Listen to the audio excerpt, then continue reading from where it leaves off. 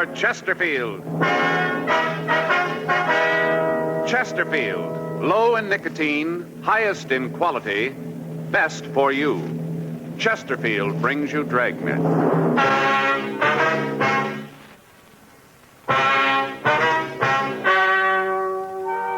Ladies and gentlemen, the story you are about to hear is true. The names have been changed to protect the innocent.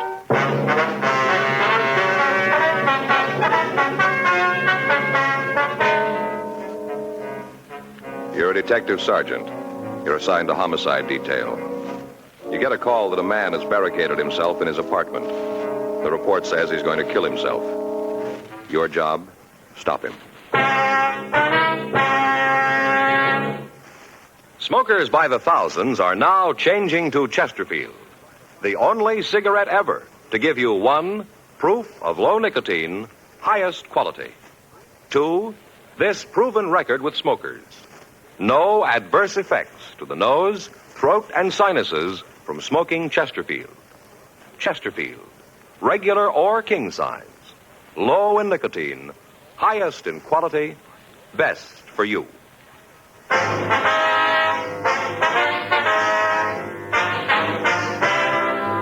Dragnet, the documented drama of an actual crime.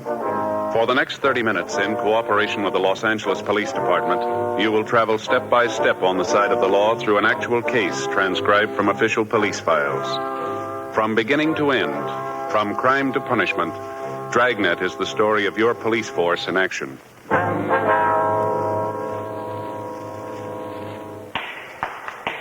It was Wednesday, November 18th. It was cold in Los Angeles. We were working a day watch out of homicide detail. My partner's Frank Smith. The boss is Captain Lorman. My name's Friday. I was on my way back to the office, and it was 10:32 a.m. when I got to room 42. Homicide.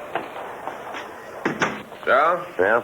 That didn't take too long. No, Saul just got the coffee made. Here you are. Thanks. Boy, it sure is hot. Mm-hmm. Anything come in? No, it's been pretty quiet. I got it. Homicide, Friday. Yes, ma'am. Mm-hmm. Yes, ma'am. When was that? Mm-hmm. No, ma'am. No, if you'll wait just... Yes, I understand, but... Yes, ma'am. If you'll wait just a moment, I'll transfer you to robbery. Yes, ma'am. Well, I'll explain it to you over there. Right. Would you hold on, please? Would you give this call to 2511, please? Yes, that's right. Sure dismal weather. Yeah. Feels like it's going to rain, doesn't it? Paper says it might hit tonight.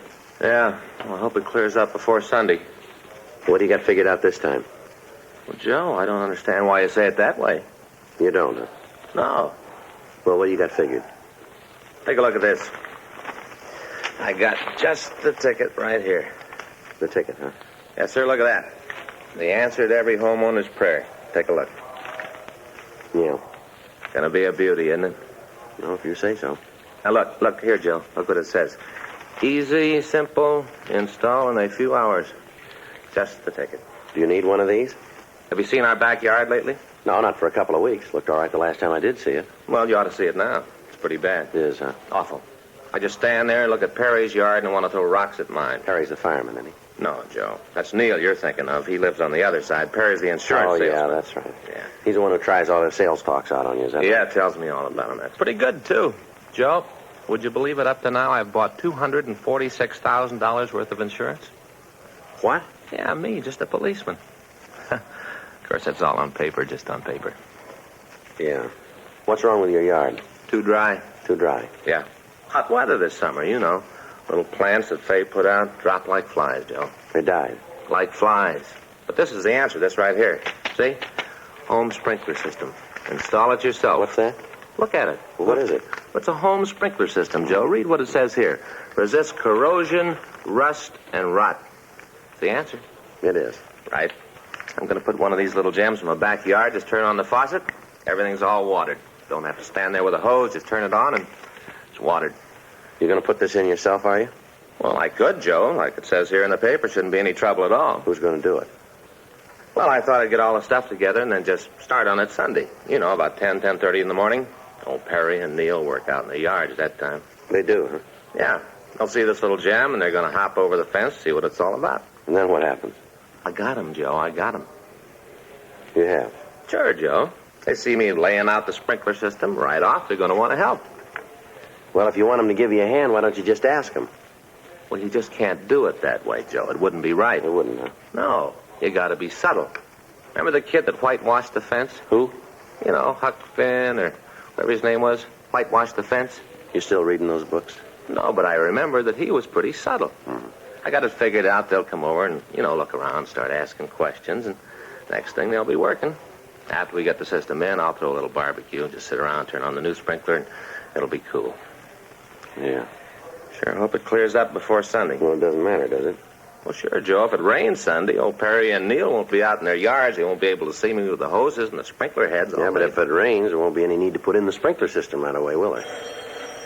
I got it. Homicide, Friday. Yeah, Sid. Uh-huh. Did you talk to him? What'd he say? Right. All right, we'll be right over. Want to get your coat? What is it? Sid Hughes over at the Mirror. Yeah. Just got a call from a guy who's going to kill himself.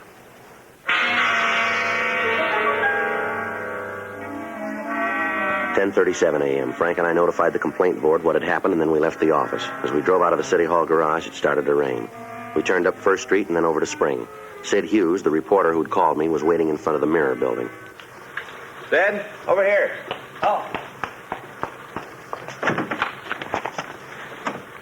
You got the address, Sid? Yeah, here.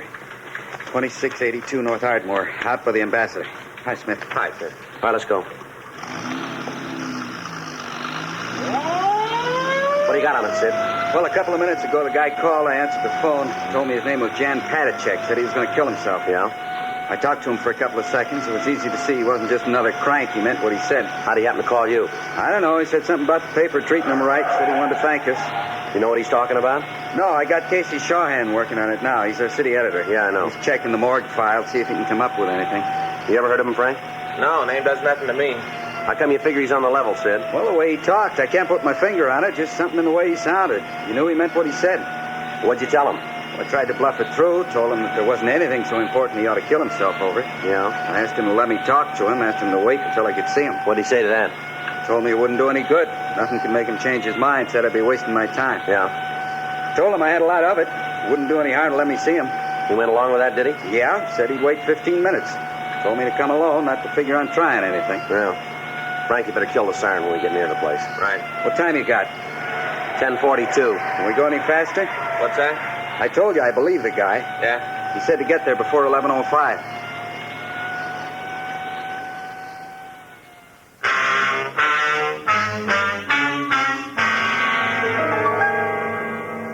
.2682 Ardmore was a two-story Spanish-type apartment house. There was a large courtyard in the center of the U-shaped building. Apartment number 8 was at the rear of the yard. When we got there were several other people standing by the entrance. 2 police units had arrived, and the officers were trying to keep the crowd away from the door to the apartment. 11:03 a.m. As we walked back toward Patacek's apartment, Sid Hughes and I tried to figure some way to talk the man out of carrying out his threat to take his own life. I'm not sure how to handle this thing, Joe. I'd feel pretty bad if I went in and botched it up. Wish you could do it. Well, has Patacek ever seen you before? I don't think so. Why? Well, we can try a switch if you want to. Tell him I'm Sid Hughes. Well, that'd be better, Joe. You got some idea what to do in there. I'm not sure I could swing it. All right. I told him I'd shove one of my cards from the newspaper under the door. That way he'd know it was me. All right. Now, after you're inside, I'll try and get in touch with Casey and see what he's been able to come up with on Patacek. Good. Oh, better leave your gun here. Told him I'd come unarmed. All right. You think it's a good idea to go in there without a gun, Joe? Well, we haven't got much to say about it. The big thing right now is to try to get him out alive. Yeah, I guess you're right. Okay, you want to hang on to this for me? Right. All right, let's give it a try.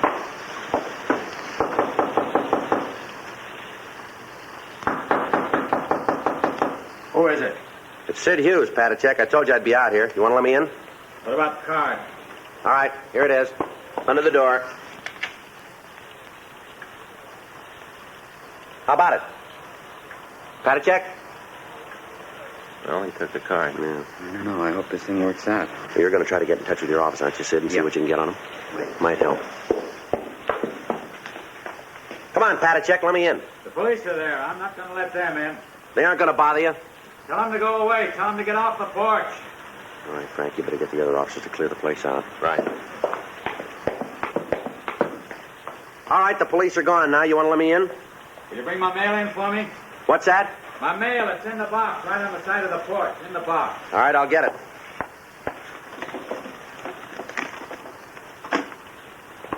All right, now let me in, huh? Come on. Now stand right there. You don't need that gun. I'm not going to cause you any trouble. Turn around. I told you I was coming unarmed. Turn around. We'll see. All right, let's go upstairs. All right. Just a minute.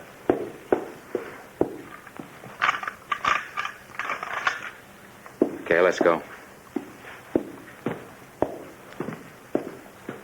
Why don't you put the gun down? You aren't going to need that. I feel better with it. Mind if I take off my raincoat? No, go ahead. Make yourself comfortable.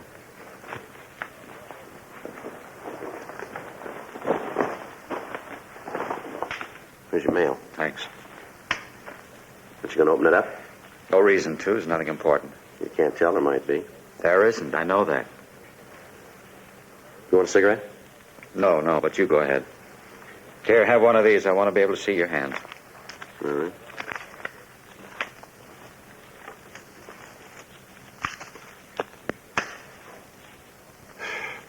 So what's this all about? There's no other way. What do you mean? All night I've been thinking about it since I got home. There's nothing for me anymore. I'm not going to prison. If they think they're going to take me, then they're wrong. Well, who says you're going to The prison? authorities, they said I have to go to jail for 90 days. I know how they plan it. They tell me 90 days, and then they'll keep me there for more. Well, I'm not going back to prison. You ever been in jail before? Yes, 5 years. What for? For nothing. 5 years because I didn't agree with what they were doing. I'm not going back. I'm not going. I'll kill myself All first. right, take it easy. You want to start from the beginning and tell me what happened? I said I forged a man's name to a check. Did you? Yes, but you've got to understand I didn't have any money. They're going to take my car away from me. I'm behind on my rent here. I owe money. All my creditors were hounding me. I thought if I could just get a little money to pay their bills, then I could pay it back when I got a job. I was going to pay it back, all of it. I really was. How much was the check? $250. Whose name did you sign to it? A man I know. I got a check and signed his name. He has the money. I was going to pay him back. I have a job coming up. As soon as I got paid, I was going to put the money back. I didn't mean any harm. I knew it was wrong, but it was the only thing I could think of. They were hounding me. Well, what about that car? Couldn't you sell it? I suppose so, but then if I did, I wouldn't be able to get to my job. I needed my car for that. I had to keep the machine. Well, you'll have a trial. If you tell them what happened, they'll probably understand. The court will make an allowance. I've had a trial. I told them I was guilty, that I did forge a check. They told me I had to go to jail. You said you'd been in prison before. Yes. 5 years, and I escaped. Where was that? In Czechoslovakia. They put me in prison because I wouldn't do what they told me. They killed my father and my mother, and then they put me in prison. I know what it's like. I'm not going back. Well, the prisons here aren't concentration camps. You know Well, that's that. what you say. I know different. I've lived in them. You see here? You see these 4 teeth in front? Yes, I see them. Well, they're false. Is that right? I lost the teeth when I was kicked by a guard. You know why I was kicked? You know why he did it? No? Because my clothes were torn. That's the reason he kicked me. I tore my clothes, so he knocked my 4 front teeth Well, out. that's all over now, isn't it? Things like that don't happen here. Well, maybe not out in front of people, but they happen in the prisons. I'm not going to have it happen to me again. There were 800 of us, all arrested at the same time. 800, Mr. Hughes. Yeah. 800 men, people I knew. 800 human beings with homes and families. And I'm the only one alive now. All the rest were killed. All taken to Buchenwald and run through the showers. Now, don't tell me about prisons, Mr. Hughes. I know. I've lived in them. Tell me something. Yes. You remember the name of the judge who sentenced you here on the forgery charge? Yes. Well, let me call him. Let me get him over here and talk this thing over. We can work something out. There's no reason for you to do a thing like you're planning here. It's not that important. Maybe not to you. It isn't to anybody. And we can work something out here. Let me call the judge. No, sit down, Mr. Hughes. Look, I'm not a stupid man. I have degrees from 3 universities. I speak 4 languages. I spent 5 years jumping every time a guard looked at me. 5 years wishing they'd kill me. 5 years wishing I could live in hell because it'd be much better than the way things were. Now they think they're going to send me back. They're not. You understand that, don't you, Mr. Hughes? Don't you? Yeah, I think I understand it. Look, you said yourself that you thought about it all night. Now, isn't it possible that you're making this thing more important than it really is? No. I came in here to help you. I want you to help yourself. Get your hands off me, Mr. Hughes. Now get over there. Look, I don't know how to tell you, Patachek. I don't know how to make you believe me, but none of us want to hurt you. We want you to be happy here. That's one of the reasons you came to this country, isn't it? Yes, I read the books about freedom. That's why I came here. Now they're trying to take that freedom away from me. Before I even have it, they're trying to take it away from me. I forged a check. I admitted it. I told them I did it. But I told them I'd pay the money back. That didn't seem to make any difference. They still said I had to go to jail. You said yourself that you were put in prison for not agreeing with the authorities. Isn't that what you said? Yes, that's what I said. Well, they don't do that in this country. You know that. Everybody's entitled to his own opinion, live his own life. We've got laws that are written by the people to protect the people. You understand that, don't you? The people themselves write the law. Yes, I understand that. Well, you don't break a law just a little bit. Either you keep it or you don't. Do you understand that? Yes. Well, you broke the law, didn't you? Isn't that right? I told you I did. I broke the law. All right, now listen. After you've broken a law, you can't make it right by saying you'll pay the money back. But the fact that you do want to rectify your mistake will certainly be taken into consideration by anybody in authority. Do you understand that? I don't know. I try to think. I've thought about it over and over. I can't come to any answer. Where you going? Gotta take something for this headache. Got a bad head.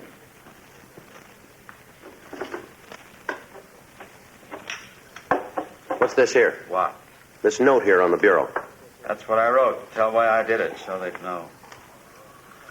Nobody understands what has happened to me. I cannot accept a jail term. All I want is to find peace and freedom. I guess this is the only way to do that. I'm sorry to cause anybody any trouble. Please take care of my dog. Patachek? Yes? You know this is all wrong, don't you? I don't know. I wish I did, but I don't know. No, we're not going to need this. There's going to be no reason for it. What are you doing?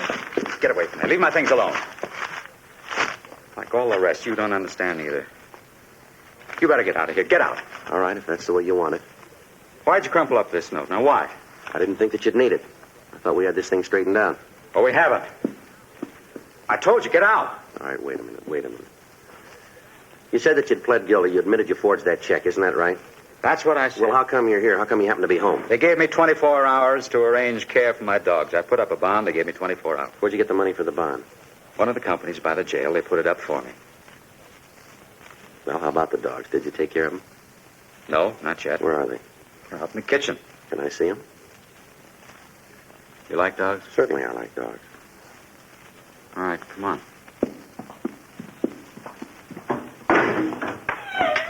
There they are. This one's Marta. This little one's Eric.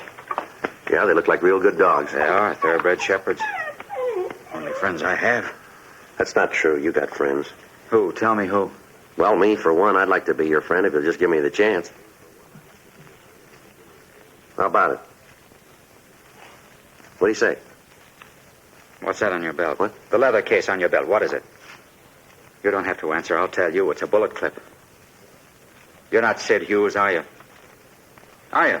No, Jan. No, you're a policeman. You're here to take me to prison, but you made a mistake, a big mistake. Yeah? I'm going to kill you.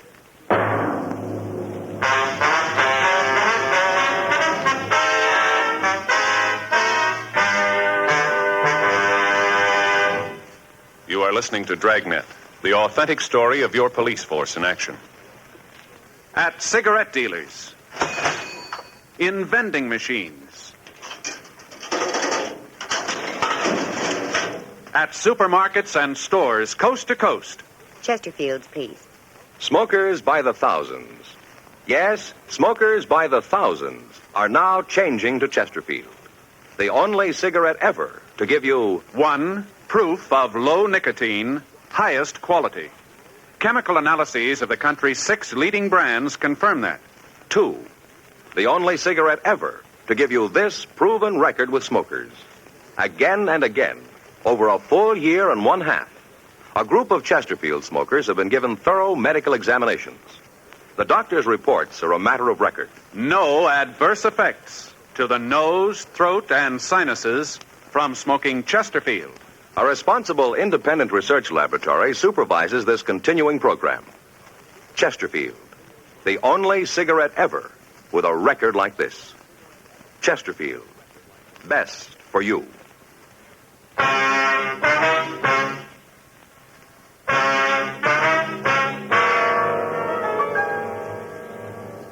11:18 a.m. I'd been in the apartment with Jan Patachek for 13 minutes. During that time, he'd held a chrome-plated Luger pointed at me. We'd gone into the kitchen to see the dogs, and Patachek had noticed the cartridge clip on my belt. When I'd given my gun and holster to Frank, I'd forgotten to take the clip off. Patachek had noticed it when I kneeled down to pet the dogs. He'd looked at it for a minute, and then he motioned me to go into the living room. He followed, keeping the gun pointed at me. When we got into the center of the room, he told me to sit down, and he walked over to the other side of the room and sat on a chair. There's some cigarettes on the table next to you. Please give me one. Yeah, sure. Here. Just throw it over here. All right, here you are. Thanks. Take one yourself if you like.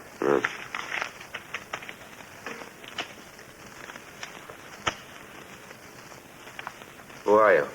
My name's Friday. You're a policeman, aren't you? That's right. You know, killing isn't new to me. I've done it before. All right? Yeah. See this gun? Yeah. I killed the man who owned it. He was the one at the prison camp, the one who kicked me.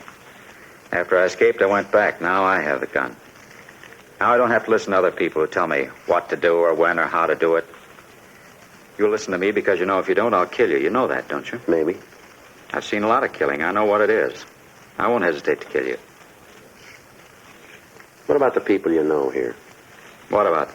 How are they going to feel after you've done away with yourself? It won't matter to them. You sound pretty sure about that. I'm as sure as I can be. You mean that in the 2 years that you've been over here in this country, you haven't made any friends that are going to care about Not at all. What about the people in that picture? Why? Right here. This photograph here. Christmas party, all the signatures. Won't they care? No. How about this one here? Says to Jan with deepest regards. Signed Mary Jane. Is this her? Yes, that's her. Looks like a nice girl to me. She is. Well, she'll care, won't she? I don't think so. Why? Because all of them, they felt sorry for me all the time. They tried to make it easier because they felt sorry for me. They thought I didn't know, but I did. All the time, I knew. Well, some of the things that they wrote on the pictures doesn't make it look like that. Some of them are pretty nice. They didn't mean them. You really believe that? I don't have any other choice. How long's it been since you did believe in anything?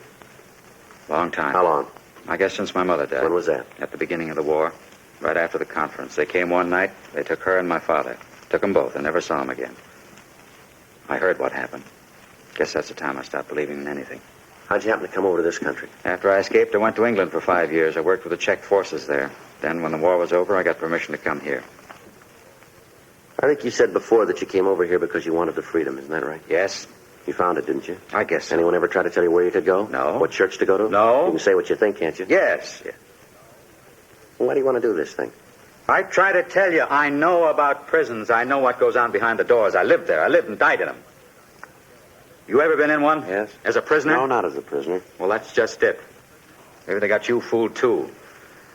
I remember when the people from the relief organizations would come along. The guard would take us out in the court of the prison. They'd make us stand there and tell the people how good they were to us. If we didn't say it that way, then they'd take us back and beat us to death. I know what goes on behind the doors. I know because I saw it. I lived it. Now, don't tell me what happens. Now, you and your law come along and tell me that you're going to send me back. What about them? Who's going to take care of the dogs? Isn't that the reason that you're here? Isn't that the reason you came home? Who's going to take care of them? I don't know. Somebody will. They're going to miss you. They'll miss me feeding them, that's all. You know better than me. Marta, Eric, be quiet. Well, they seem to mind, don't they? They're well trained. You ever shown them? No. We have a lot of good dog shows around here. You ought to show them. They'd probably do real good.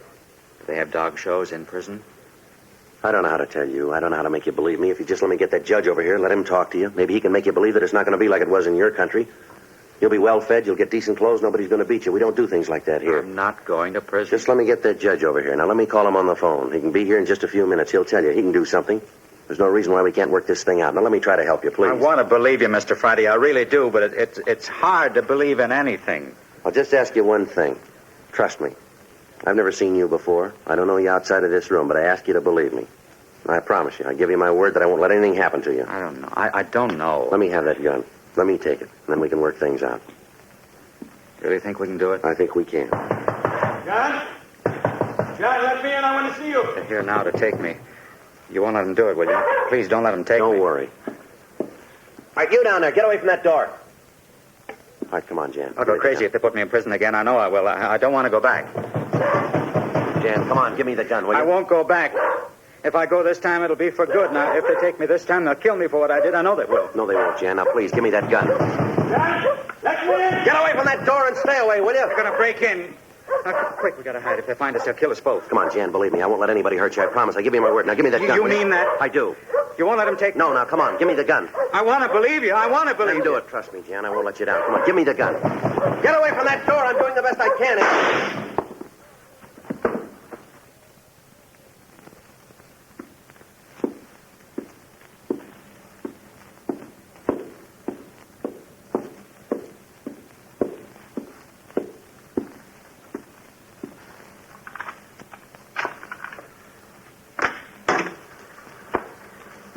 Well, who is he?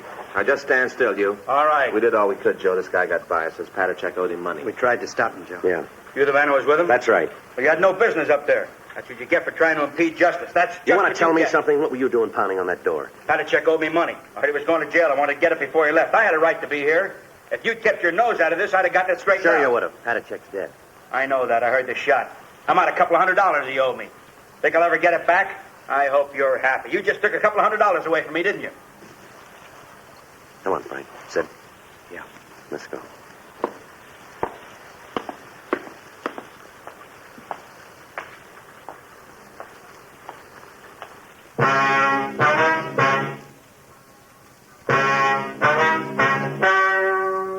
The story you have just heard is true. The names were changed to protect the innocent. On November 19th, an autopsy was performed in the coroner's office in and for the county of Los Angeles, state of California. In a moment, the results of that autopsy. Now, here is our star, Jack Webb. Thank you, George Fenneman. Friends, we've been getting letters from people all over the country telling us that they've switched to Chesterfield. And just as I've been telling you, thousands of smokers are changing to Chesterfield because only Chesterfield gives proof of low nicotine, highest quality. That's why I recommend you try them today. Regular or king size, you'll find Chesterfield best for you.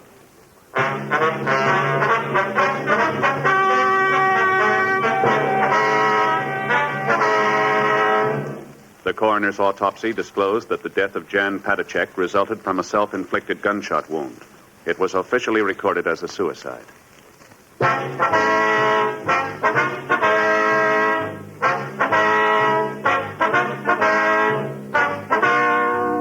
You have just heard Dragnet, a series of authentic cases from official files. Technical advice comes from the Office of Chief of Police W.H. Parker, Los Angeles Police Department. Technical advisors, Captain Jack Donahoe, Sergeant Marty Wynn, Sergeant Vance Brasher. Heard tonight were Ben Alexander, Whit Connor, Vic Perrin, Jack Crucian. Script by John Robinson. Music by Walter Schumann. Hal Gibney speaking. Watch an entirely new Dragnet case history each week on your local NBC television station. Please check your newspaper for the day and time. Chesterfield has brought you Dragnet, transcribed from Los Angeles.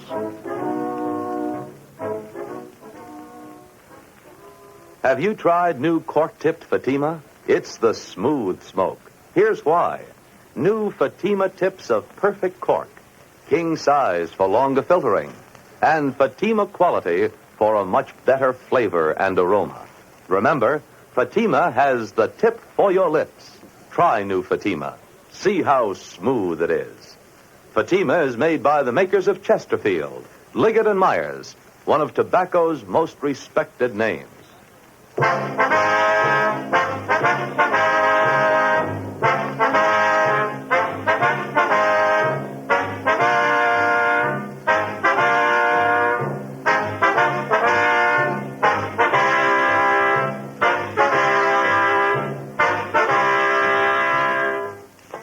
Visit with Cousin Willie next on NBC.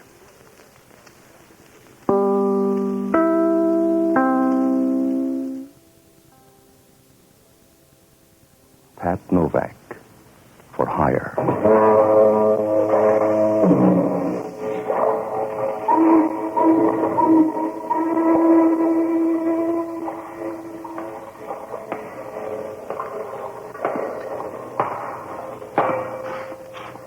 Sure. I'm Pat Novak, for hire.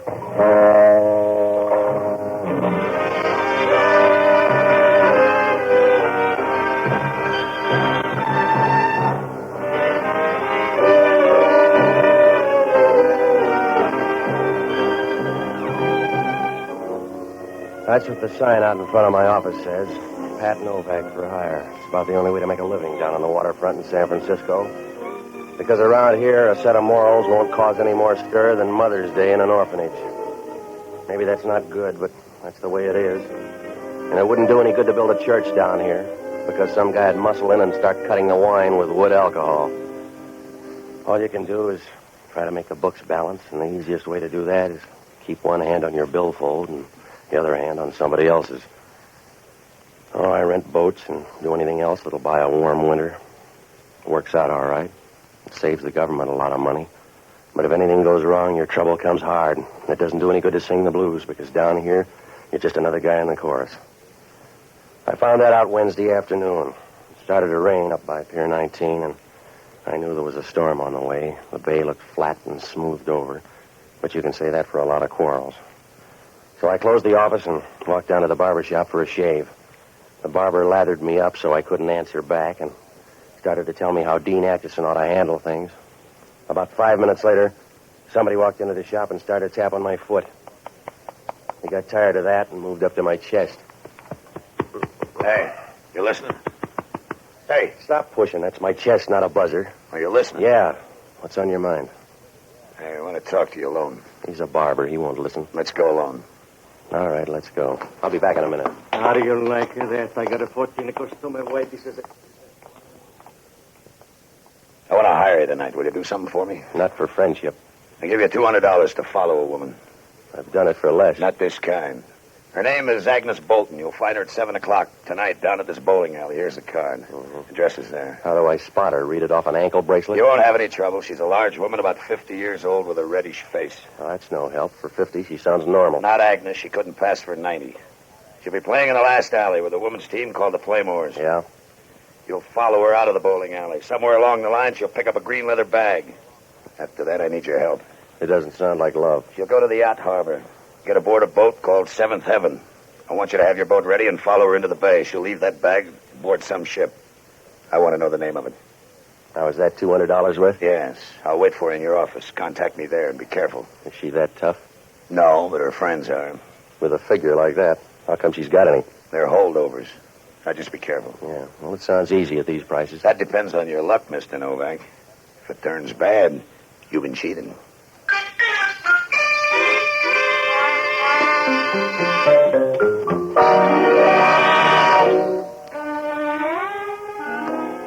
He stood at the door for a minute, and his eyes swept the shop like a $10 broom. And then he turned around and walked off. No, you couldn't tell anything from his face, and his smile was as smooth as a pound of liver in a bucket of glycerin. Well, after I finished, I went down to Pier 19, and I took the boat up to the yacht harbor. I tied up near the Seventh Heaven, and I started downtown to that bowling alley. It was ladies' night, and I stood against the back rail and watched the women bowl. Most of them were wearing slacks, and if I ever get a few bucks ahead, I know the right business. At least the demand is there. About 10 minutes after I got there, Agnes Bolton showed up, and I knew right away Max Hunter had overrated her. She was at least 50, because you can't get that ugly without years of practice. She was wearing a green woolen dress, and her figure wasn't any worse than a bale of cotton somebody's cut the wire on. The fat hung down from her arms, and there was so much of it you knew even her bones were plump. And Max was right about her complexion. It was red and scratchy as if she used a bag of sand for cold cream. Well, I must have stood there about 10 minutes watching him bowl when the other girl came up. I didn't see her, but I felt her as she brushed up against me from behind. She leaned on the railing close to me, and when she started to talk, it was like grafting a hot iron onto your spine. You look sad, Mr. Novak. Is it the view? Well, what are you, the repair squad? No. I want you to do me a favor. You do me one. Slide over. I bruise easy. Oh? Now, what's on your mind? I want you to do me a favor. Don't follow Agnes Bolton. You're pretty, but I got Max Hunter's dough. I'll help you spend it. Don't let Agnes Bolton get to that boat. Look, Angel, go warm up an armory. I got a deal. Suppose I tell Agnes Bolton you're going to follow her. You tell her first without tagging by here. Now, if you got something on your mind, lay it on the line or relax. I want her worse than Max Hunter does. When she gets that green bag, I want you to bring her to me. I couldn't move her that far. You better rent a derrick. Please, Mr. Novak. It's important to me. I want to talk to Agnes Bolton. I can give you more money than Max Hunter. You haven't got enough to cover, lady. You're talking about kidnapping, and that's a federal rap. The answer's no. You're sure? Unless you want to change the offer. I hope you make it, darling. I may. Don't bet your $200. It's bad to die broke. Is anybody that tough? Now it's my turn to brush you off. Go ahead and follow her, Mr. Novak. But I'll bet you have to roll her the last couple of miles. And unless you can prove it's an election bet, the police will cause you trouble.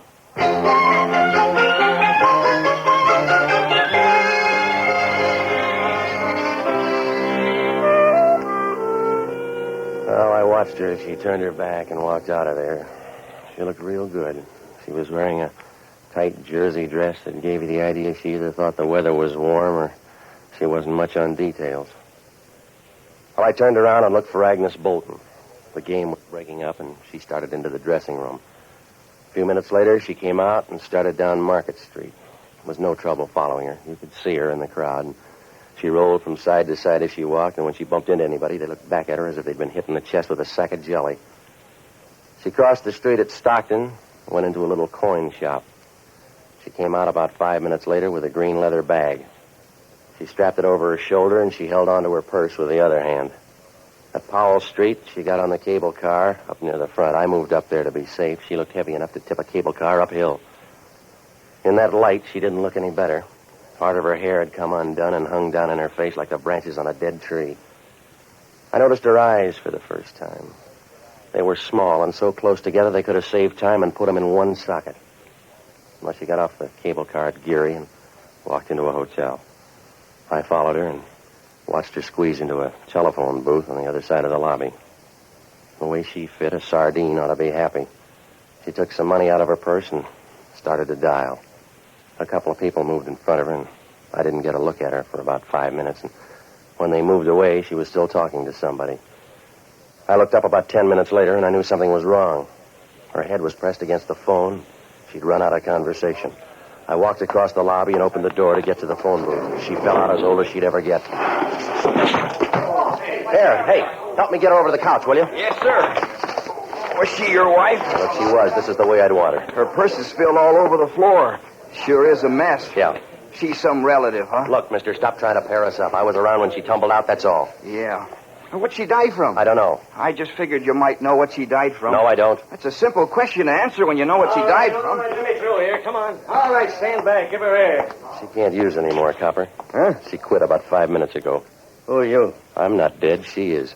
Then who's she? You better check on her stuff, and don't forget that green bag. Yeah. What bag? The green bag over there on the floor. Well, it was over there a minute ago. The same one the little guy had? What little guy? The one who was talking to you. He just walked out of here carrying a green bag.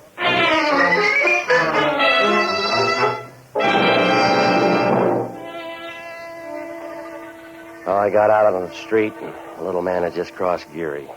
He turned and looked back once, and I saw him melt into the crowd and disappear quick like the wake of a ship on a dark night. When I came back to the lobby, the copper was over to the couch making noises in his throat as if he was trying to eat a pound of cellophane. The manager of the hotel was wringing his hands and making little steps like a ballet dancer with a hot foot. The copper took my name and put in a call to homicide, and a few minutes later, I got into that phone booth. There was a number on the pad, and I took it down. It was Greystone 42961. Well, it didn't prove much, but Agnes Bolton wasn't out to prove much tonight. I began going through the phone book, but there was no Max Hunter listed, and when I called the office, nobody answered. I knew there was as much chance of him showing up as a second piece of butter on a 50-cent lunch. I ran down that Greystone number and found out it was an address out on Post Street. I walked through the lobby and out the side door. Some of the people were out of the dining room, and they looked mad because Agnes Bolton had died during the roast beef instead of later. Well, I walked down Geary to the Union Square garage and gave the guy my ticket. He started down the ramp for the car, and I stood there waiting. I must have looked lonely, because Hellman from Homicide shoved up near the cashier's cage and started over. He made his way through the cars, and as he squeezed by the last one, he looked like a sea lion. Hello, Novak. We identified her. Well, you had lots to work with, Hellman. Where are you going? Out on Post Street. I'll go with you. Her name was Agnes Bolton. You read it somewhere? She was a government agent. They got their money's worth. Coroner says she died of quick poison. How quick? 5 minutes. You're working him too hard, Hellman. He's got a license. He says 5 minutes. She was in that phone booth 10 minutes. Nobody got to her. She looked dead to me, Novak. I don't believe you. Well, I'm hurt. I don't believe a thing you say. That's up to you. I'm not starting a religion, Hellman. I watched her for 10 minutes. Nobody got to her. You better check on that little guy. Yeah? She was carrying a green bag. A little guy walked out of there with it. He sounds hard to find. You don't. Hey, mister, is this your ticket? Yeah, it's a blue Nash. You better come down and drive it up. Why? I can't get to the wheel. The guy on there won't move. Huh? I don't blame him either. When you're dead, you got a right to rest.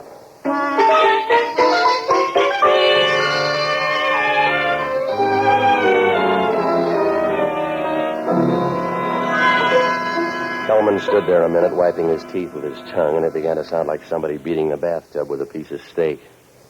When he finished making noises, we walked down the ramp to the car. It was the little guy who had taken the green bag. He was hunched over, and he was grabbing the wheel as if he'd just married it. Hellman lifted his head up and laid him across the seat. The light was bad, but you could see a little of his face. There was watering around his forehead, and the damp hair was plastered down under his hat brim. The perspiration had broken up and started to run down his forehead like tears, and you got the idea he cried out of his hairline instead of his eyes. He didn't look surprised or pained. He just stared with a puzzled look as if he'd missed part of the conversation. Hellman stood there trying to wipe some egg off his coat and turning to look at the guy to make sure he didn't leave. So what happened, Novak? So he had an automobile accident, Hellman. I don't know. He's your passenger? He bummed the ride himself. When I saw him, he was on his way with that green bag. Where is it? He got talked out of it. You better check on a guy named Max Hunter. Whose cousin is he? He gave me $200 to tail Agnes Bolton. I got another offer, too. Yeah? A blonde biscuit, and she said everything on the beat. For a total stranger, you sure met a lot of people. You better meet a lot of them, too, Hellman, because one of them got to Agnes Bolton. How about Junior here? Did he crawl down the ramp and die on your seat covers? I don't know how he got here. Well, maybe you left him here and forgot. No, he wouldn't slip my mind. I haven't murdered anybody in the front seat. I'll bet it's lively, though. You better get a story, Novak. You already got mine, Hellman. You won't like the ending. No, but I'll bet you do. I like it fine, Novak. You're the only lead on Agnes Bolton. I'll shop around and get enough to pin you down. You couldn't pin down a dead butterfly, Hellman. You better look up Max Hunter and check on a boat called the Seventh Heaven. I will, and I'll put a tail on you, Novak. Follow you all over San Francisco. He'll go any place. That's fine, because I got a suggestion.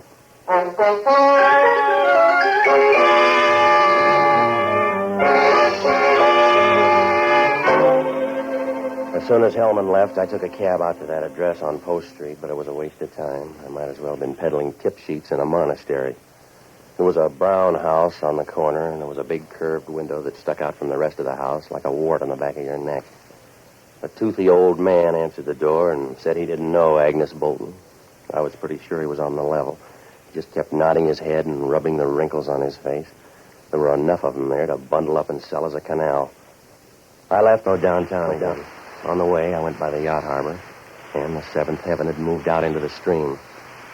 Well, it was raining harder now, and the docks looked shiny as if somebody had given them a coat of egg white. Well, I had a couple of places to hit, so I looked up Jocko Madigan. He's a good guy who never learned that if you keep your foot on a bar rail for 20 years, it'll do more good for your arches than it will for your brain. I finally found him in the hunt room of the Bellevue Hotel. A drink for Mr. Novak. Something to take off the chill. No, I don't want to drink, Jocko, and you've had enough, too. I refuse to shiver to death, Patsy. I'd look terrible with a blue face. Will you stop drinking, Jocko? I hate whiskey, Patsy, but I'm drinking tonight with a purpose. I made a deal with Charlie the bartender to buy every 8th drink, and I've got him on the run. By morning, I'll have him in bankruptcy court. Look, Jocko, I'm in trouble. I always know when I've had enough to drink, Patsy. When I tilt the glass up, the rim rubs against the bridge of my nose. It's a sort of safeguard, so that when my nose begins to break out in blisters, I know I've had enough for the night. Will you listen? Patsy, you sound like a young girl coming home from boarding school. You'll never be on the right side of things. You'll always be in trouble because you're a bad citizen. You're a shabby half-step in the march of progress. All right, Jocko. You don't know the difference between good and evil. For you, all of human endeavor is a vague blur in high heels, and your vocabulary is a few gutter terms sandwiched in between yes and no. You'll never be any good, Patsy. Yeah. You might as well try to recapture melancholy or ventilate a swamp. You haven't a chance, Patsy. You'll never be any good. Are you all through, Jocko? Yes, if you're going to be touchy. Hellman wants me on a murder rap. Yes? Some tubby woman died in a hotel lobby. Sounds like his mother. She was a government agent. I followed her in there. Patsy, you've got to start trusting the government. I was paid to follow her, but she ate some poison somewhere along the line.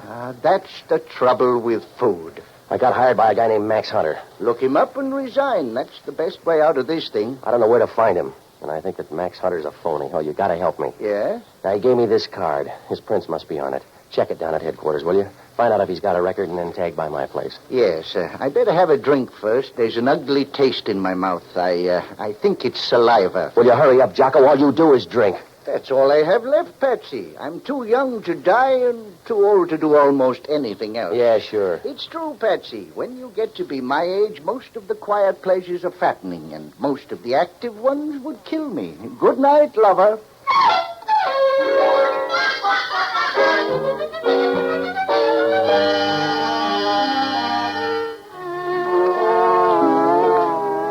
When I left Jocko, I dropped by the Chronicle morgue to look up Max Hunter.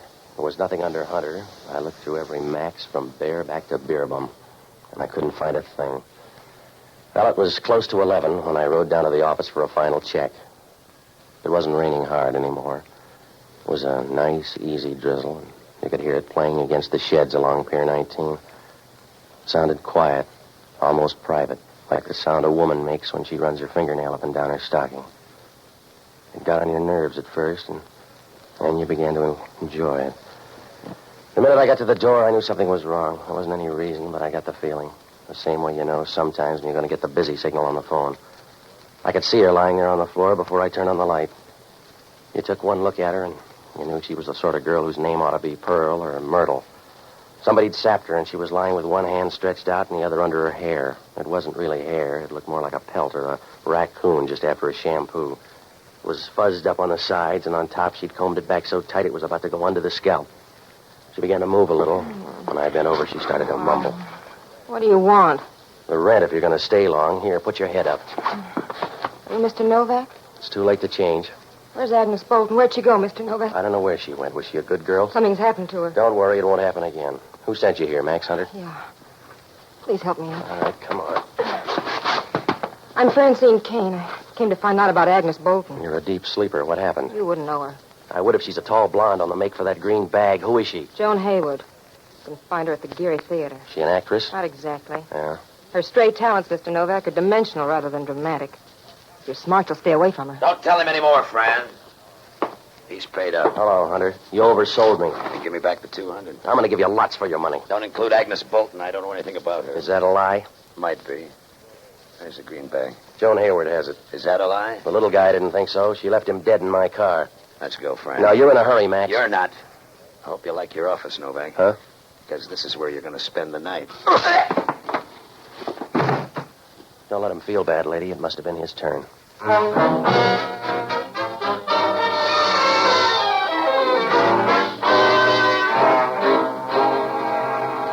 When I left, he was crumpled up against the desk, and she was staring down at him as if she forgot to water the plants.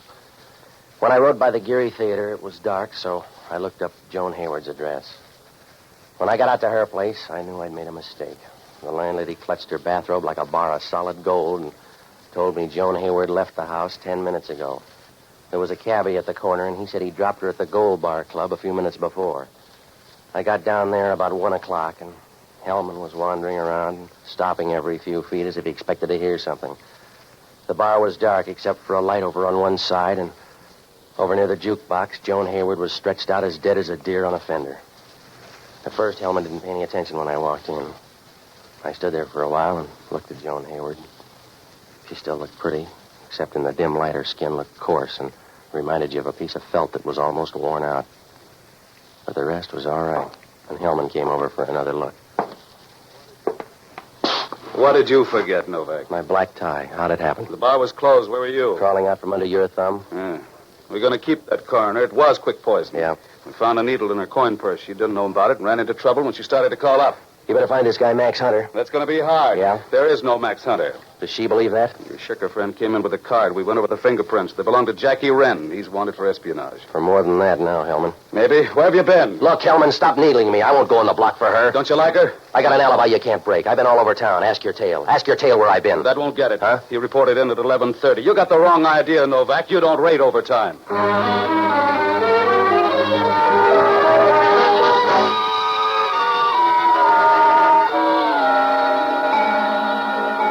When I left there, I knew everything was downhill. Hellman could stick me for everything but Dan McGrew. My only out was to find Jackie Wren, but you can't ring that many doorbells in one night. I went through the book, but there was no Jackie Wren or Max Hunter listed. I went home to get some sleep, and if they turned Gabriel loose tonight, it was all right with me. Jocko called up about 9 and said there was still no trace of Wren. Well, some mornings you can't trust yourself with a razor, so I got dressed and went down to a Greek's on Geary Street for breakfast. The murder was all over page 1, but there were so many pictures of Hellman you couldn't tell who was dead. I was about halfway through breakfast when I noticed a story down in the corner. A girl named Toni Pritchard had been found dead out in the marina. The story said everybody liked her. The police didn't have a lead, and they couldn't find a reason. It seemed kind of funny, but when I got to the last paragraph, I began to wonder. It said she was employed by the Musitone Company and worked the late shift as a switchboard operator. I wasn't sure, but you can't pass the dice when you only got $1 left, so I jumped down to see Frank Lupo. He said the Musitone Company owned the jukebox and the Gold Bar Club, that it worked like all the rest. People use a little microphone in front of the box. They call into a main switchboard for songs. I grabbed Jocko, and we got up to the Musitone Company. The guy in charge said, sure, they recorded some of the talk just to check on the girls, and sometimes the girls did it just for laughs. Well, we started through the recordings, and about half hour later, Jocko rolled a 7. No, Patsy, they're all old ones. Try this. Yeah. Well, put it down. I'll handle the needle. There. Crazy, Jackie. She'll know something's wrong. Let me handle it, friend. You don't get into trouble. I don't want you to get into trouble, Jackie. Will you let me worry? You get back to the hotel. I'll meet you at the Kenwood right after. It's too late. She's coming now. I came down as soon as you called, Jackie. You made a mistake, Joe. It's one time you shouldn't have hurried. That's enough, Jocko. Let's get up to Kenwood. Why don't we think it over a while? Put the record down and come on there at the Kenwood. You heard the shots. That's what I'm worried about. If that fellow's any kind of a mechanic, he's had time to reload.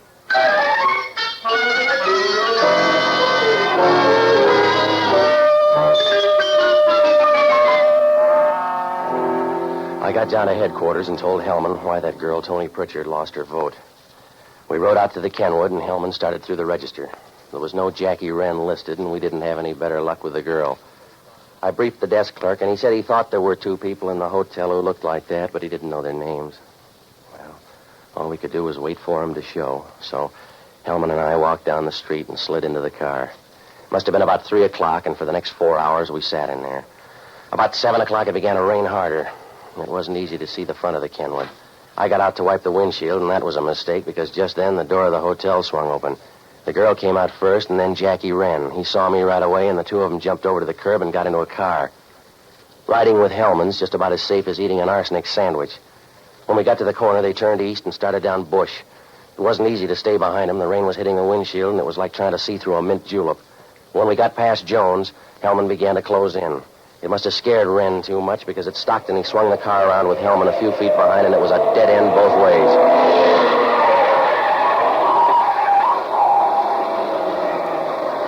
You can't get out now. Open the door. Yeah. There he is, over to the wall.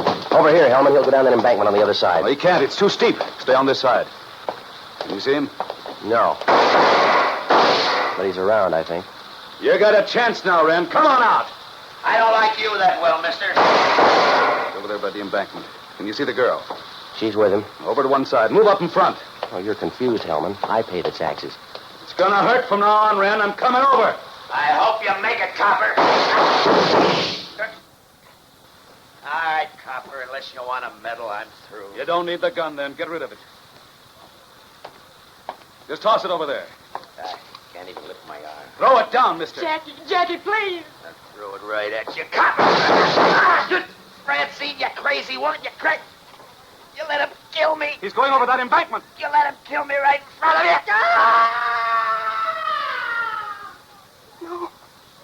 No, Jackie. Please, Jackie, I tried to stop you.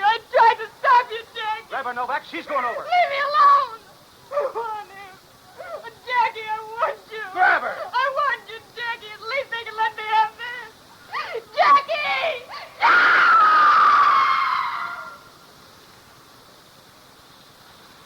A long way down. Yeah. Too bad her name wasn't Jill.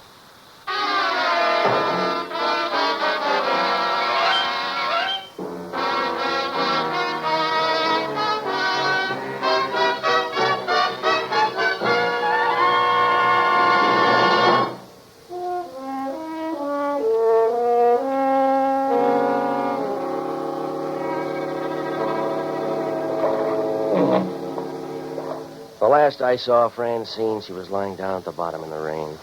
Her head was over to one side, and you knew with a little push it'd roll around as easy as a ball bearing on a plate. Her face was clean, but the rain was beginning to wash the dirt down, and when I left, she wasn't pretty anymore. Jackie Wren outlasted her by a few hours, and Hellman used them all. Agnes Bolton was carrying government papers bound for China. The 4 people were split into teams. Jackie Wren and Francine were trying to outbid Joan Hayward and the little guy. The way Jackie had it figured, he'd find out what ship they were going out on and pick it up from there. Joan Hayward knew he was dealing with me, so she followed me after I left that barber shop. She saw me park the car in that garage and tailed me down to the bowling alley. She planted the needle in Agnes Bolton's purse, and the little guy tagged along behind, waiting for something to happen. Just to be on the safe side in case anything went wrong, Joan doubled by the office and gave Francine a headache. When the little guy got the green bag, he took it to Joan.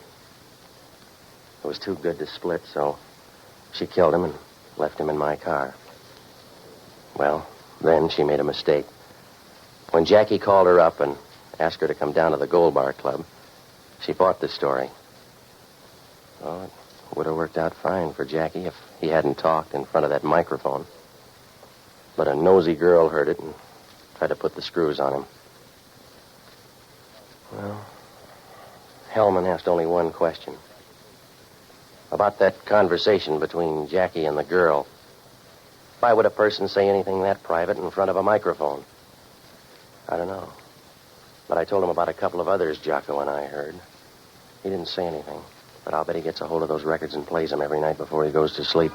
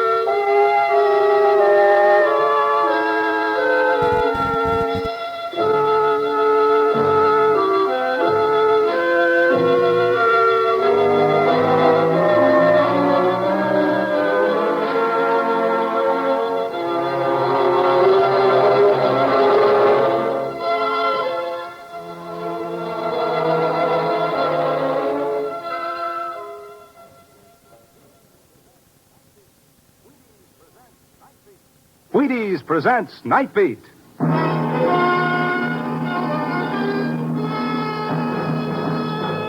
On stage tonight, transcribed from Hollywood, Nightbeat, another in the Wheaties' big parade of exciting half-hour presentations. Nightbeat.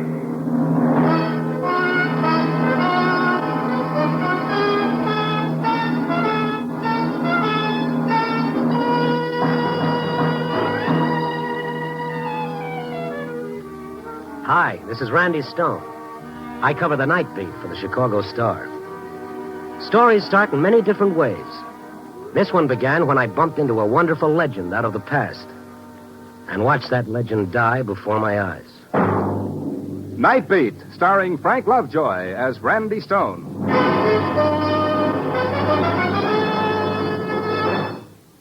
The Jackie Robinson story should be showing at your neighborhood theater very soon, and I'm mighty proud to suggest that you go and take the family. Because besides being the famous Brooklyn Dodgers second baseman, Jackie is famous to me as a real, true Wheaties champion.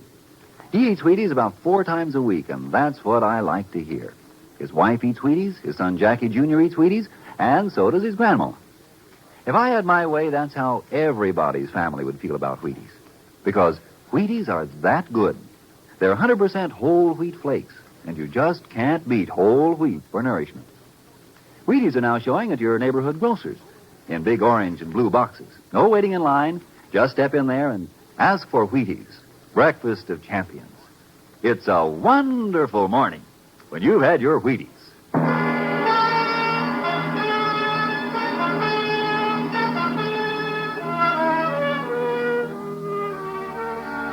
You know, I guess the one thing that makes a newspaper guy like me different from any other working stiff is that while a bookkeeper works with numbers, a carpenter deals in wood, and a miner sweats over coal, a newspaper man, well, all he works with is people.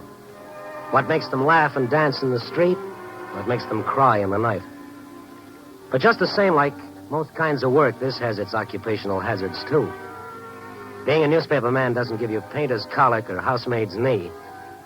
But But sometimes it can sure do some lousy things to your heart.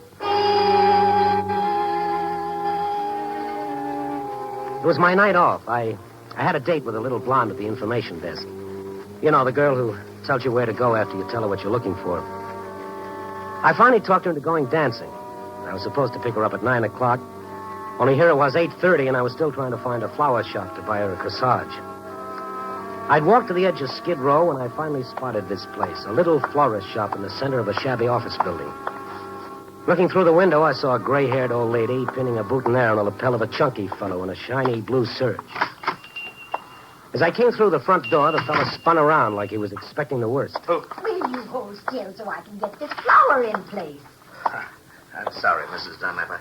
I'm expecting somebody. I thought maybe this fellow might be the one. All right. Now, you just stay quiet.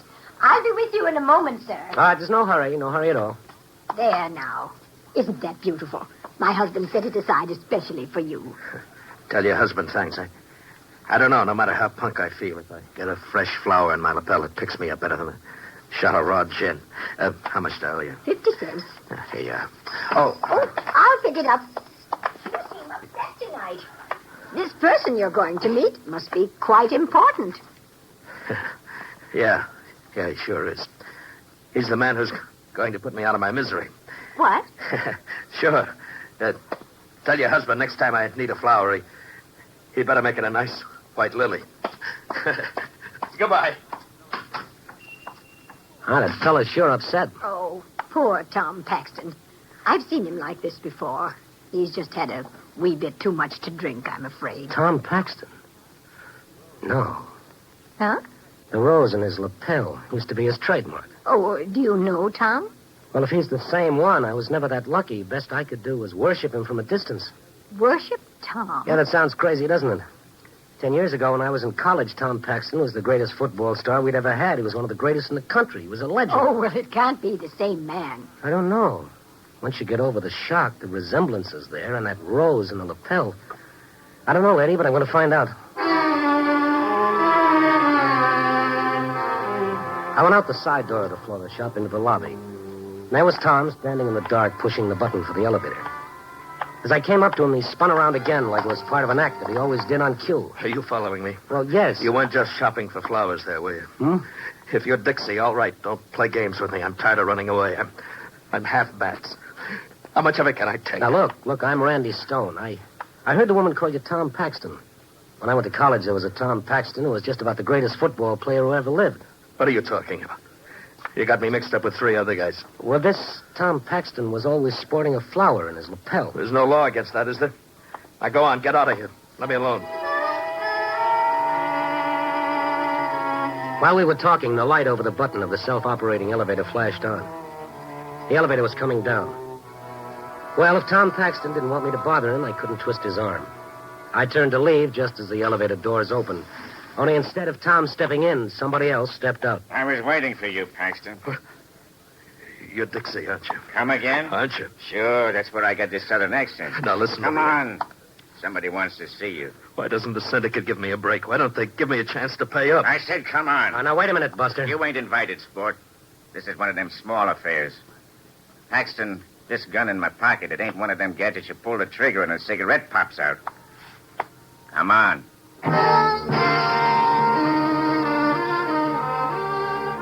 Tom and the mug went out to a small black sedan parked at the curb.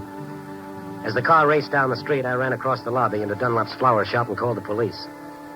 When the squad car arrived, I told the boys what little I knew. We found Tom's office on the 4th floor. It told me more about his life since he left college than a 600-page biography. A battered couch, a filing cabinet with nothing filed away except a half-empty bottle of gin, and a beaten-up desk that gave up a couple of old racing forms. And then on the wall behind the desk, I saw something that really grabbed my heart. A picture of the college football team, with Tom right in front with a pigskin in his arms, smiling defiantly like nothing bad could ever happen to him. I hung around after the police left.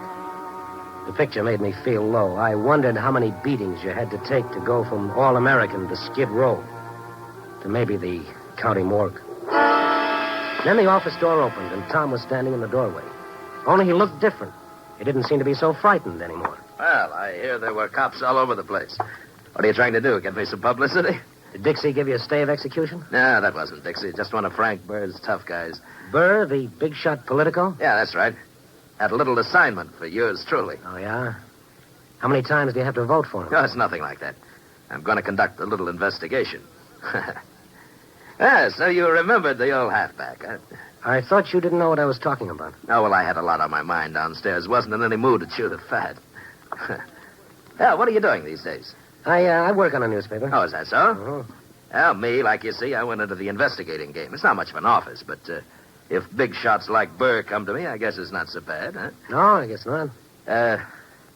Say, this fella Dixie I mentioned, I don't want you to get any funny ideas about him. I just gambled a little over my head, like anybody does now and then.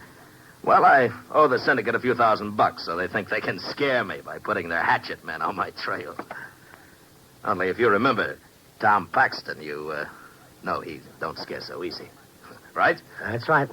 Yeah, that reminds me. I better call the boys right now and tell them I'll settle up at the end of the week. I don't want them losing any sleep on my account. Well, I'll be going, Tom. No, kid. Stick around. I'd like to talk to you, kid. About old times, huh? All right, okay, Tom. Hello, Jack. Hiya, kid. This is Tom Paxton. Say, look, baby, I got some good news for you. I'll be able to settle with you boys at the end of the week. Well, I know I have, but this time it's on the level. Well, now, wait a minute, Jack. Don't hang up on me. Well, now, give me a break, baby. 3 days? Oh, but I can't do the job in 3 days. No, wait, please, don't hang up.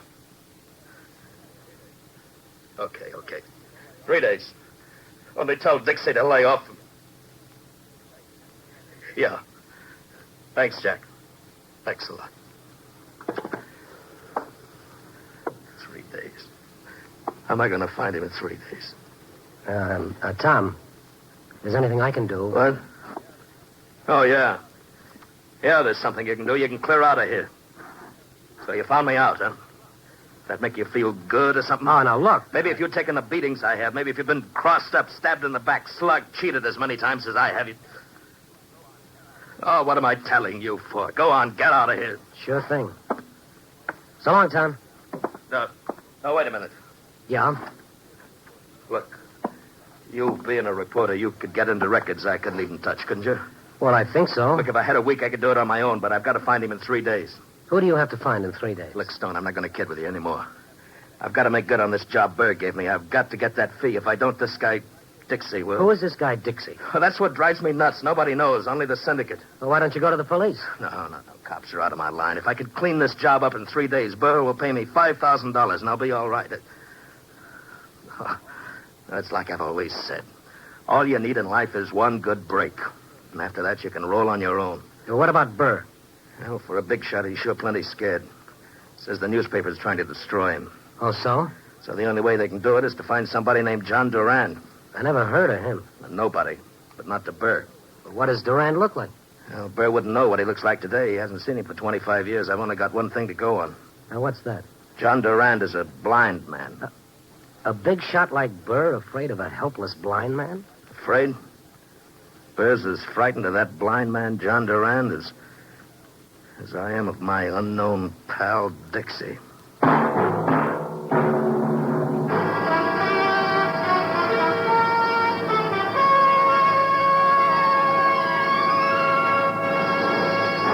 General Mills is bringing you Nightbeat, starring Frank Lovejoy as Brandy Stone. It's a wonderful morning when you've had your Wheaties. You bet. You get up, you stumble out of bed. Well, you do, don't you? But when you get to the Wheaties, everything looks brighter. Because these are the toastiest, crispiest, friendliest little whole wheat flakes you ever shook a spoon at. They're nice to be with at the breakfast table, Wheaties are. Good as they are, with the rich, full, nut-like taste of good whole wheat. And that whole wheat, brother, what that whole wheat can do for you. You can honestly, truly do a better job, work easier, get through the morning happier when you start a better breakfast with Wheaties. So, if you plan to get up in the morning, plan to join the rest of the smart people who are getting up to Wheaties. Pour on the milk, put on the fruit, pick up the spoon, and enjoy yourself. Wheaties, breakfast of champions. Breakfast for you. It's a wonderful morning when you've had your Wheaties.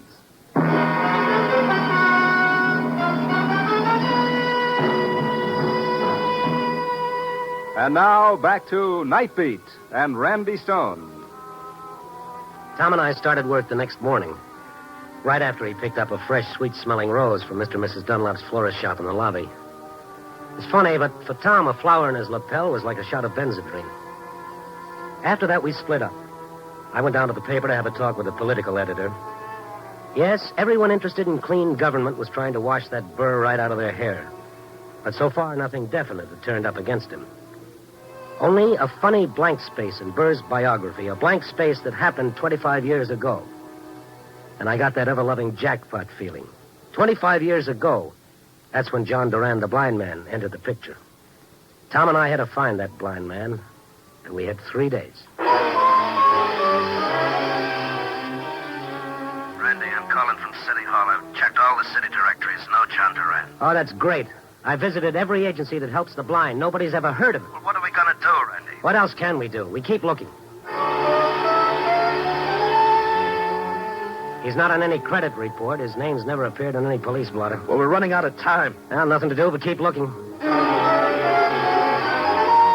going through the records over at the county building. I can't find a trace. We've got only 1 day left, Randy. The syndicate gave me till midnight tomorrow. What are we going to do? What we've been doing right along. Keep looking.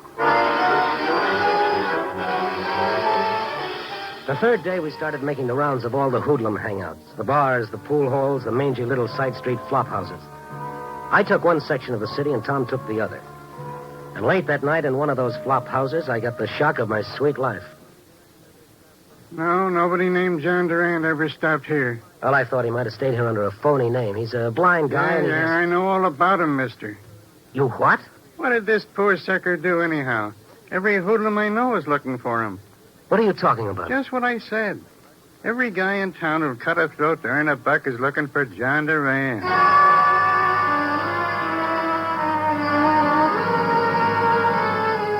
It was after 9 p.m. when I got back to Tom's office to break the news to him.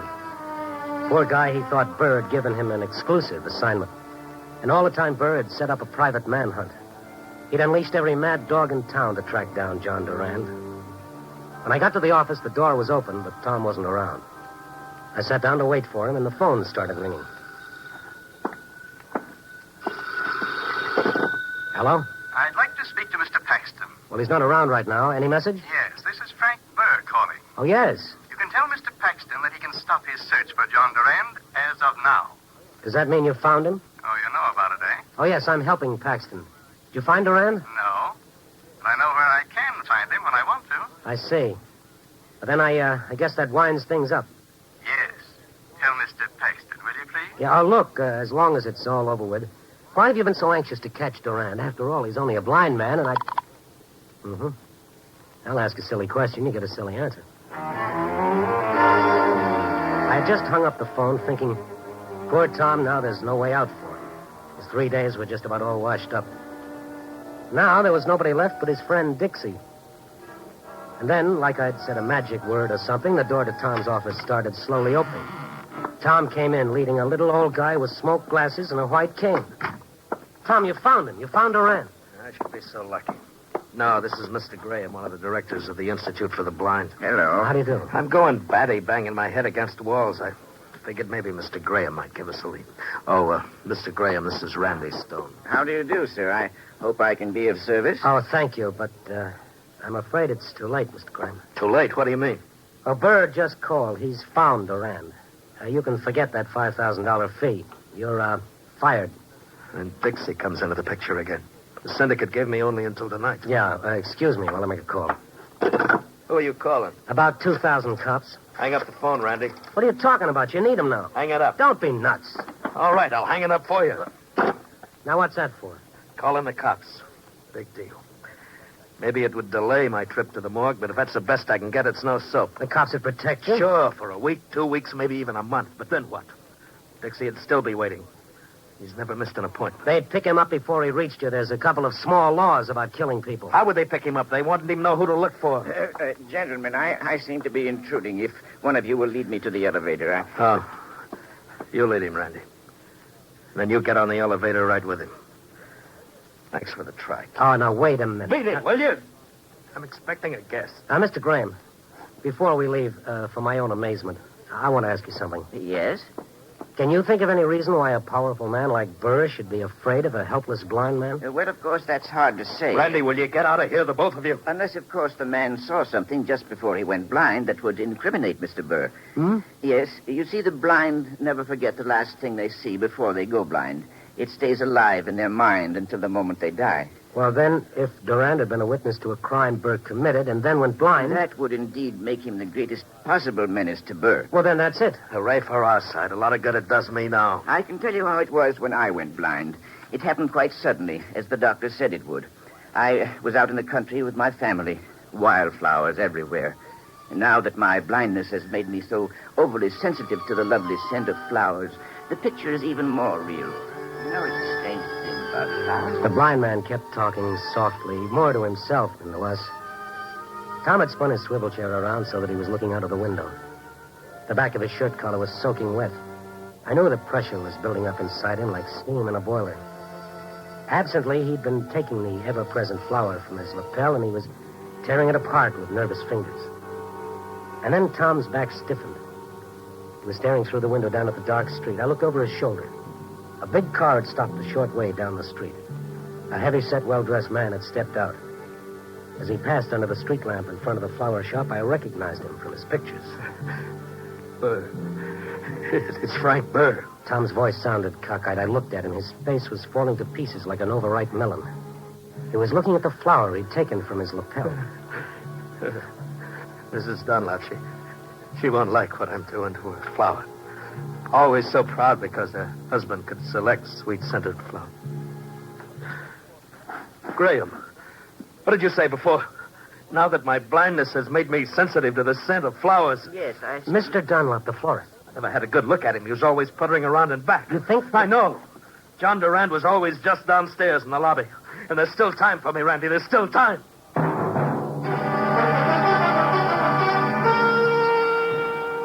As Tom raced for the door of his office, he pulled a gun out of his coat.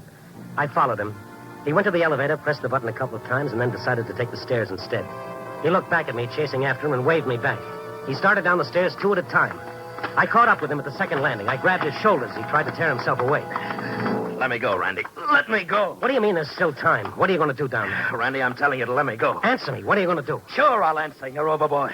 What do you think Burr was going to pay me $5,000 for? Just to give him Durand's address so he could send him nasty letters?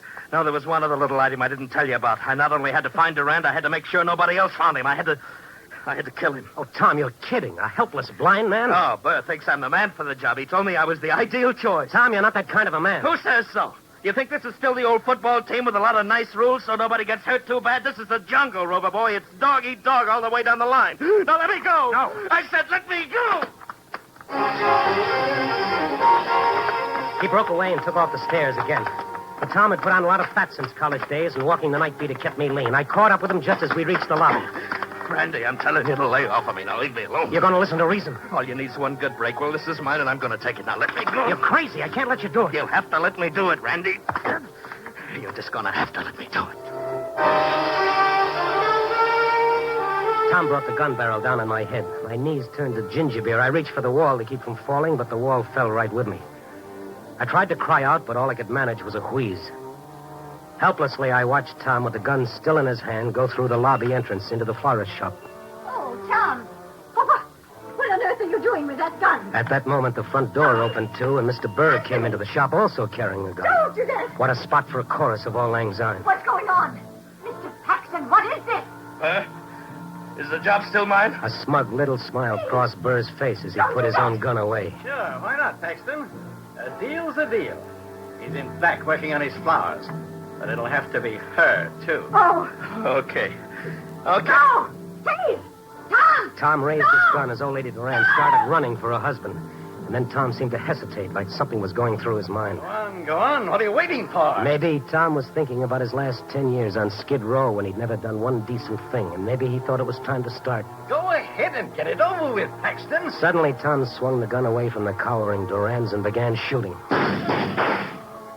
There wasn't even time for that smug smile to leave Burr's face as Burr slowly crumbled to the floor.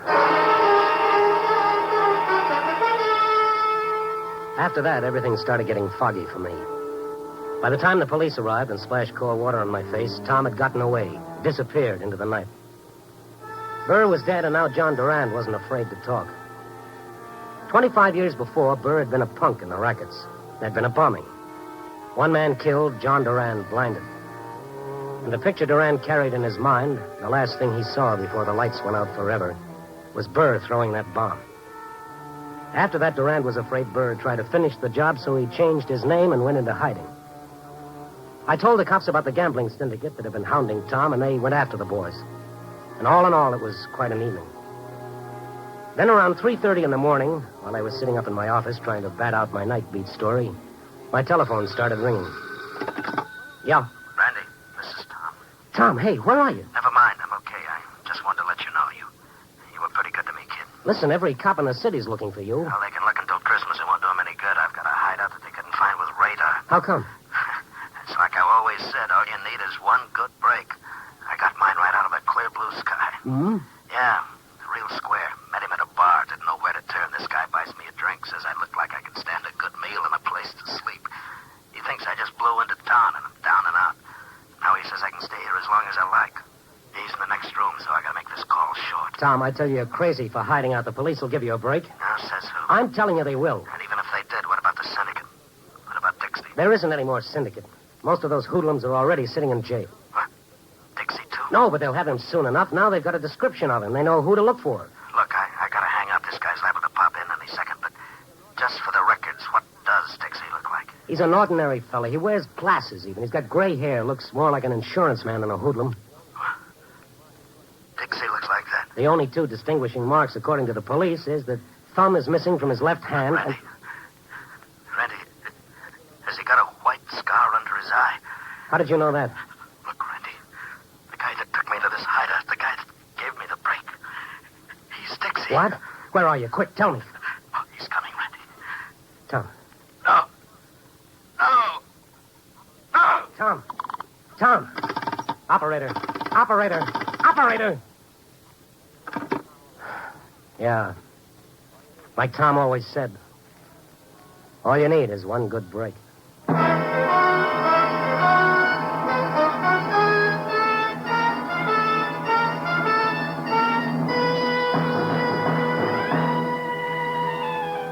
Tomorrow? Sure, a nice, pleasant morrow coming right up. Well, maybe not so pleasant. Tom had been dead a long time before Dixie caught up with him. Tom had died when he found out he wasn't always going to be a hero, the guy on top of the heap. What is there about people that they've got to be number one or they won't play? What's so bad about being number two or number three? Why does life have to be one great victory after another? What's so fancy about us that we can't afford to fall on our face every so often? The fellow who said, God, give me the strength to fail, really had something. And besides, not making the top of the heap has its compensations, too. It's a lot less lonely down here among us also, Rand. Copy, boy.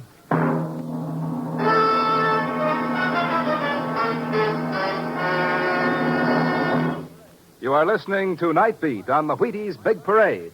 And here's Frank Martin. Oh, Frank Lovejoy. Oh, yeah, Frank. Before you go, I'd like you to meet our special visitor tonight, Sarah Berner, whose new show, Sarah's Private Caper, is joining the Wheaties Big Parade on Thursday nights. Well, hello, Sarah. Welcome to the Wheaties team. Gee, what a big, handsome hunk of man. Oh, Wheaties, you know, Sarah. Will you two stop kidding me? Oh, I don't know. I've been feeding Wheaties to my boyfriend, Melvin. But Melvin still looks just the same. I bet he feels good, though. That he does, Mr. Lovejoy. How do you like your Wheaties? In a dish, Sarah. In a dish. Oh, what a coincidence. Me too. And me, too. Wheaties and I will be listening for Sarah Berner in Sarah's Private Caper Thursday nights from now on. Good luck, Sarah.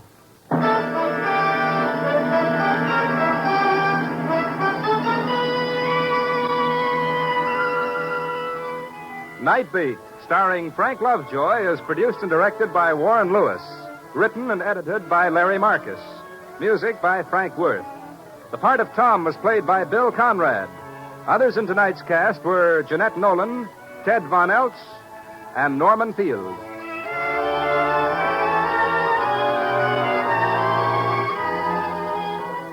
listen next week at this same time and every week as Randy Stone searches through the city for the strange stories waiting for him in the darkness. And this is the Wheaties man, Frank Martin, inviting you to listen also on Tuesday, that's tomorrow night, to the Penny Singleton Show on the Wheaties Big Parade. See you then.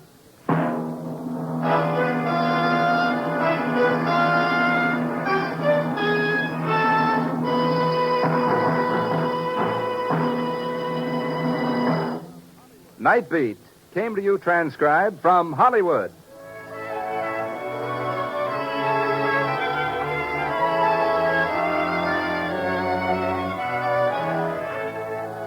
Stay tuned for the new Top Secret over most NBC stations.